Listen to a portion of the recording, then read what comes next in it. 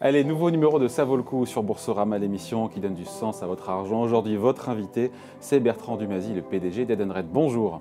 Bonjour David. Merci d'être là avec nous. On rappelle, pardon, rapidement quand même, qu'Edenred, ce ne sont pas que des tickets resto. Je vous la fais à chaque fois, mais il faut quand même le rappeler. Ça passe quoi d'ailleurs maintenant les tickets resto? Alors ça fait un peu moins de 50% de notre chiffre d'affaires. Ouais. Okay, mais effectivement, Edenred, c'est le leader mondial des solutions d'argent fléché. Voilà. Vous avez ce titre emblématique qui est le titre restaurant, le ticket restaurant chez nous, mais on fait aussi des cartes cadeaux. On est le numéro 2 dans le monde des cartes essence et des cartes de mobilité. Mais on fait aussi du paiement inter-entreprise digital aux États-Unis notamment. Ouais, l'essence, tout ça, c'est pas très bon pour la planète d'ailleurs, puisqu'on est dans une émission qui a vocation justement à rendre l'épargne responsable quand on réfléchit. C'est pas le sujet du jour, on part sur autre chose 2 secondes là, mais pardon pour Alors en fait, nous, on est un fournisseur de mobilité, c'est-à-dire que quand on a besoin d'essence, on est capable de faciliter l'accès à l'essence, mais si vous avez besoin d'électricité pour recharger votre voiture, avec une carte UTA Edenred, vous aurez accès aux bornes de rechargement. Et puis demain, si c'est l'hydrogène, Edenred fournira de la facilité à s'approvisionner en hydrogène. Mais la question sous-jacente de discriminer quelque part le bien qui est vendu in fine aux clients, aux consommateurs, c'est un sujet ou pas? De se dire, tiens, flécher vers, encore une fois, quelque chose de plus bio, de plus vert, de plus... Oui, alors c'est une très bonne chose, c'est-à-dire, je vais prendre l'exemple de l'éco-chèque en Belgique, dont nous sommes l'initiateur. Un employeur peut donner jusqu'à 250 € à son employé, défiscalisé. Donc cet argent, en revanche, ne peut être dépensé que pour acheter des biens dits éco-responsables dans des canaux de distribution dits écologiques. En fait, l'idée derrière cela, c'est favoriser l'éducation à une autre forme de consommation.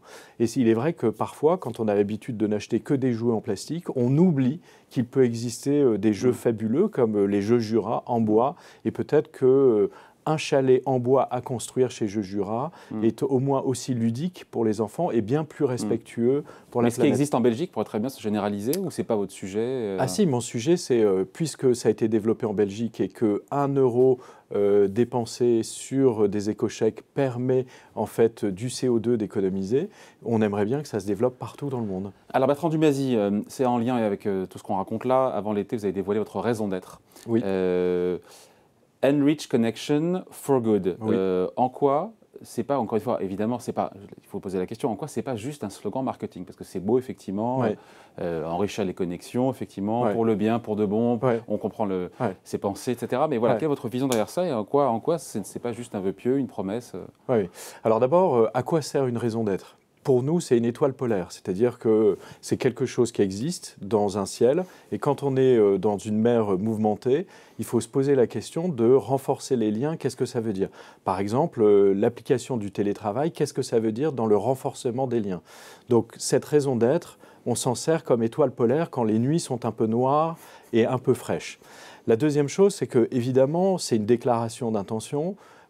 Il n'y a pas d'amour, il n'y a que des preuves d'amour. Oui. Et donc ça veut dire quoi? Ça veut dire que concrètement, qu'est-ce qu'on en fait?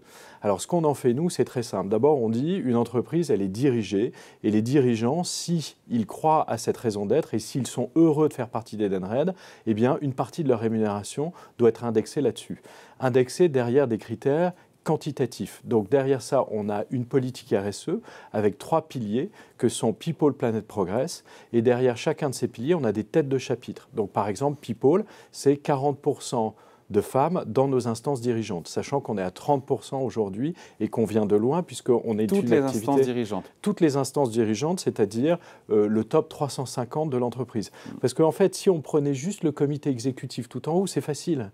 40% de femmes. On a 10 personnes, c'est 4 femmes. C'est réglé. Non, moi, ce qui m'intéresse dans une boîte mondiale comme la nôtre, c'est dans chaque comité de direction de chaque entité d'Edenred qu'on ait une répartition équilibrée des responsabilités.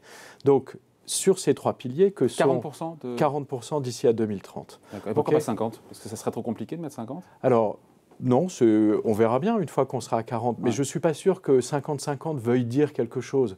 Si vous êtes à 60-40 ou 40-60 entre hommes et femmes, on est déjà bien. Ouais. Et puis on verra, une fois qu'on sera là, il y a aussi d'autres diversités probablement qui sont à promouvoir.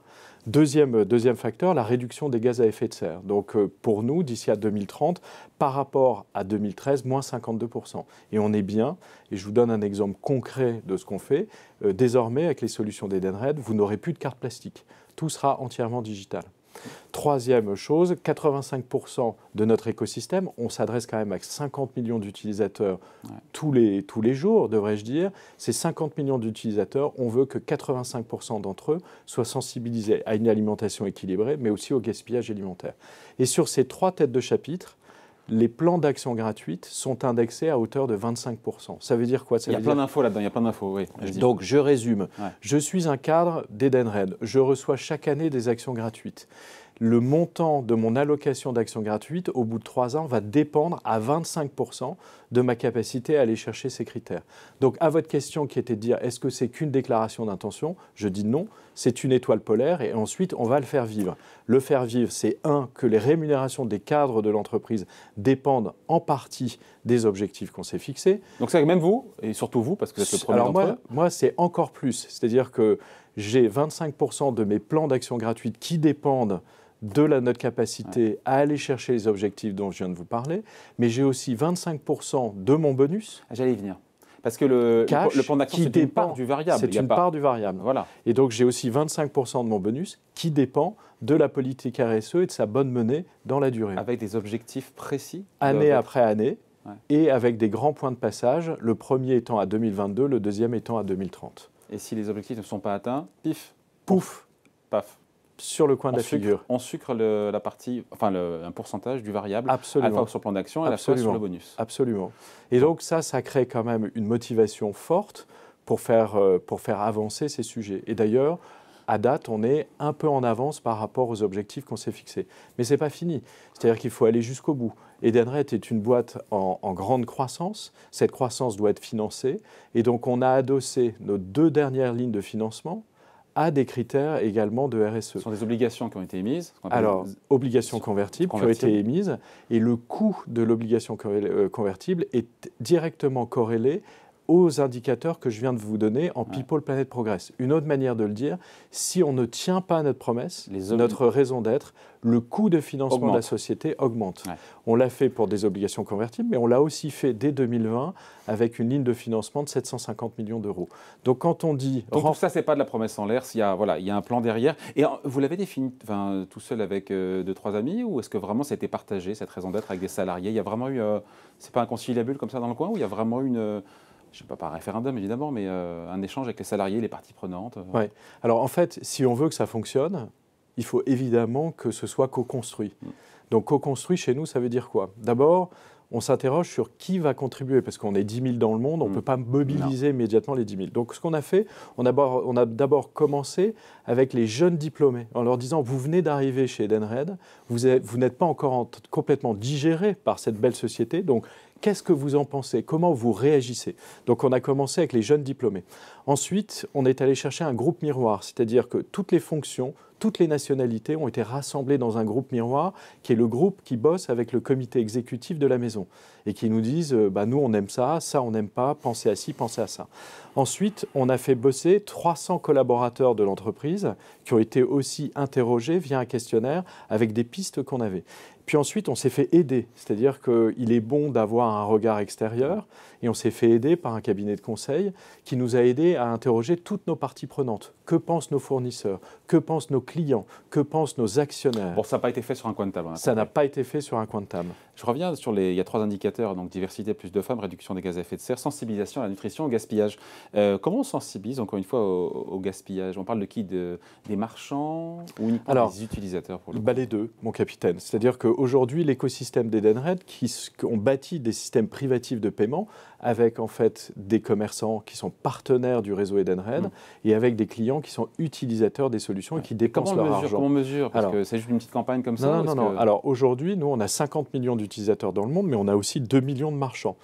Et les solutions d'Edenred sont totalement digital. Ça veut dire quoi? Ça veut dire qu'on est en contact digital en permanence avec nos clients.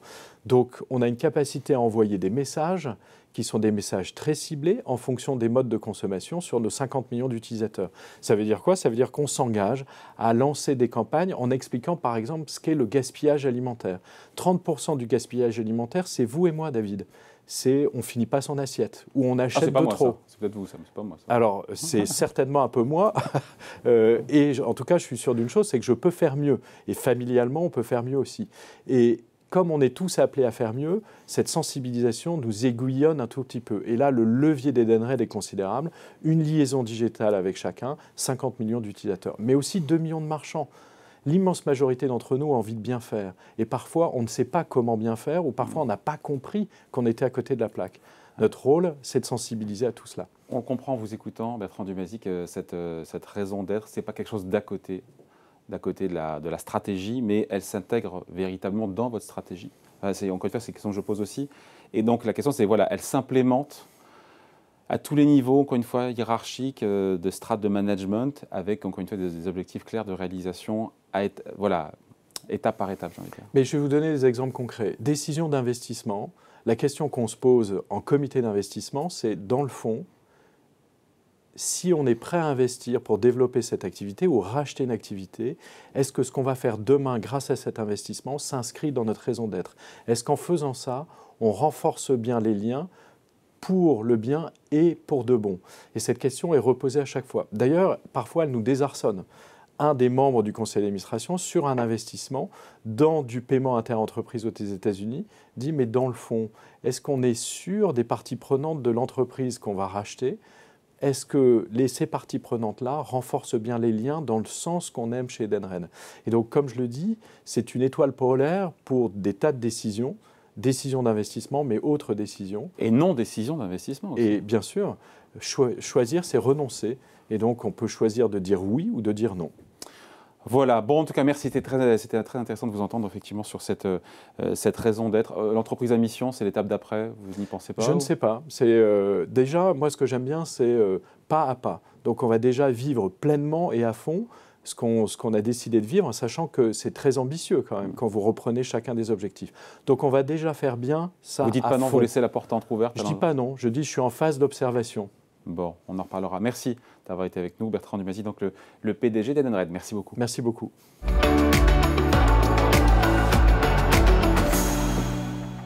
Allez, l'œil du gérant avec vous à présent, Beryl. Bonjour. Bonjour.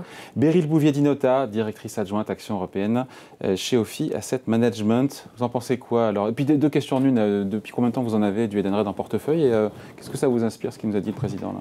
Depuis un petit moment, en fait, Edenred, bon, c'est vrai que c'est un titre de qualité, traditionnellement, avec une belle visibilité, un potentiel de croissance récurrent. Et puis, cette capacité à générer du cash qui fait qu'aujourd'hui, ils sont quand même avec un bagage de 1,5 milliard pour pouvoir faire des acquisitions.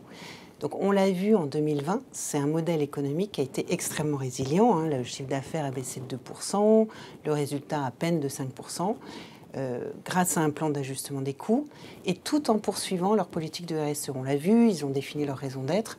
Donc, ça s'est révélé un titre bien résistant, qui, dès le 3e trimestre de l'année dernière, a montré des signes de recovery. Et sur les résultats de cette année, en fait, on a vu que la croissance organique a continué à bien augmenter, plus 10%, et le management a confirmé une croissance de 13% pour l'année. Donc, d'un point de vue strictement financier, tout va bien? Tout va bien. Alors après, on bénéficie sur ce dossier, ce qui est intéressant, d'un aspect conjoncturel, qui est lié au redressement de l'économie, un peu dans toutes les régions, ils sont très présents au Brésil, et puis aussi d'un aspect plus structurel, de gagner des parts de marché justement auprès des PME, auprès des marchands PME. Et donc vous en avez un portefeuille? Oui. Est-ce que ce qu'il nous a dit sur sa raison d'être, ça vous donne envie de vous renforcer ou est-ce que vous dites on va d'abord attendre de voir les résultats? Alors, c'est pas, nous, on est convaincus du bien fondé de leur raison d'être et surtout de la façon dont ils l'ont transposé dans la stratégie et la gouvernance. C'est ça qui nous importe. Donc, c'est une mise en place qui est réaliste, qui est objectivée dans le temps, hein, puisqu'il nous a parlé d'indicateurs sur la diversité homme-femme à des échéances précises. Ils ont aussi des indicateurs autour de la formation. Et nous, ce qu'on aime, ce pourquoi on a ce titre en portefeuille dans notre fonds Impact Social, c'est la formalisation de leur ambition sociale autour de cette diversité, autour de la formation. C'est ça, je veux dire, la valeur ajoutée, vraiment, par rapport à d'autres raisons d'être, parce que ça fleurit de plus en plus, les raisons d'être. Oui, oui. Alors, ce qui est important, c'est la matérialité et la transposition dans la vision stratégique. Au-delà de l'annonce. Ah oui, on évite le slogan marketing, oui. Bon.